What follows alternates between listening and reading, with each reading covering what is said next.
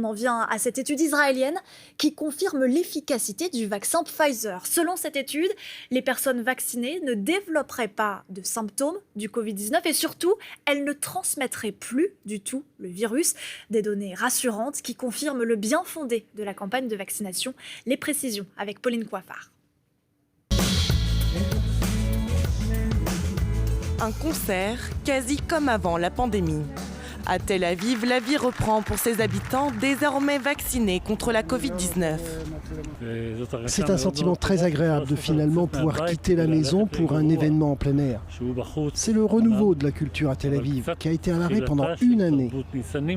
C'est un plaisir d'aller à un concert et c'est une joie d'être en plein air, de rencontrer des gens et de sentir que peut-être c'est derrière nous.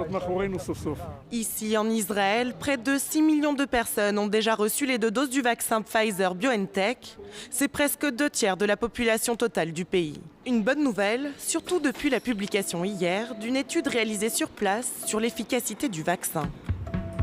Selon les chercheurs, le vaccin Pfizer non seulement neutraliserait le développement des symptômes, mais il empêcherait aussi à 92% la possibilité même d'être infecté. La propagation du virus entre les personnes serait donc de fait stoppée.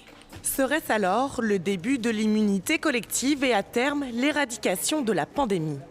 Si les résultats sont encourageants pour ce chercheur, la prudence reste de mise. Il y a quand même 2 éléments qui viennent contrebalancer ces bonnes nouvelles. Le premier, c'est le fait qu'il faut que cette immunité collective elle soit globale. Donc il faut que ce soit qu'il y ait une immunité dans tous les pays. Si un pays continue d'avoir une circulation forte, on court le risque de voir émerger de nouveaux variants qui pourraient échapper à l'efficacité vaccinale.